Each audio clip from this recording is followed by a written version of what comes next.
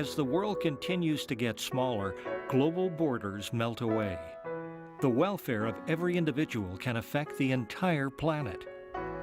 Medical Teams International has a presence in nearly 30 nations around the world, and everywhere we go, we change lives.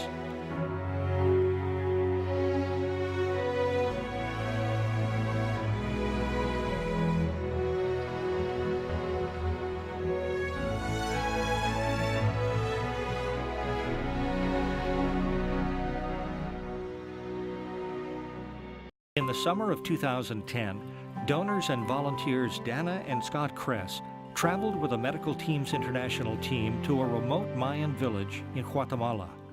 Their goal, to change the lives of villagers, especially the children, by helping them build a health clinic.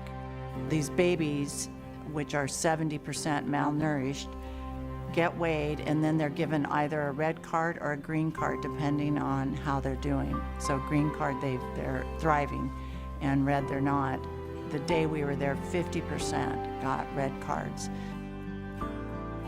Through Medical Teams, there is a villager who's trained in nutrition. They go and do home visits and talk to them about what they need to get these babies so they are thriving.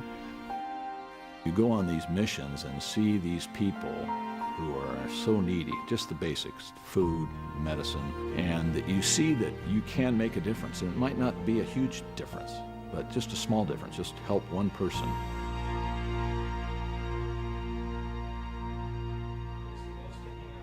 No, this is not an overpressure, but she has. For physical therapist Kathy McCoy, her return to Haiti in the summer of 2010 was bittersweet. It meant she must once again experience the mass suffering of the Haitian people, but with an eye towards helping the countless number of people who suffered amputations after the January earthquake. For Kathy, it was a transformative moment to see people, especially the young ones, outfitted with prosthetics and walking for the first time in 6 months. Lives were changed. I have been so privileged to work with some of the kindest people in the world who have experienced situations that are gruesome and horrific beyond description. And yet, out of that misery and out of the angst and out of the horror, I've seen blessings of the human spirit. But the simple answer is, these people are human beings. They have every right to live just like you and I do. For Mark Dodson, his trip to the Congolese refugee camp in southwestern Uganda was a chance to see lives change through the partnership between Medical Teams International and local people on the ground. And for me, it was the little guys. And they'd be about 5 years old. They'd come out of the bush from just nowhere, see you walking down the road. They'd walk to your feet, look up into your eyes, and then put their hand in your hand. You watch a child trembling with malaria, and you come back a few hours later and they're bouncing around the room.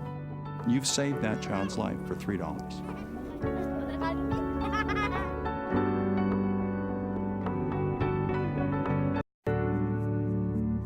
Lives are changed here at home, too, thanks to Medical Teams International. Thousands of school children whose parents cannot afford to send them to a dentist receive care from our mobile dental vans that travel from school to school throughout the region. Yet again, lives are changed. You've got kids who just can't afford to go to the dentist, and you hear so much about how important dental health is to your entire body's health. These are all God's children. And so we have a responsibility to worry about the children here locally, and then you look at the different countries around the world. I just think that there's such an opportunity for us to give.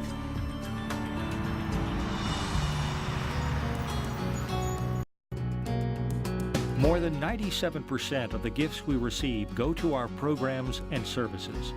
The contribution of thousands of volunteers' time and millions of dollars in donated materials helps Medical Teams International keep its overhead at less than 3%, an astounding accomplishment. God gives, but he does not share, which seems fairly rigid. But the Haitian translation is literally that God gives humans all they need to survive.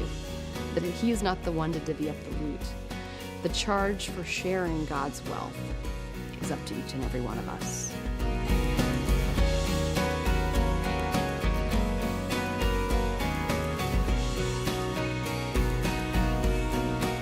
We see firsthand that the dollars that are given that we help to raise change lives.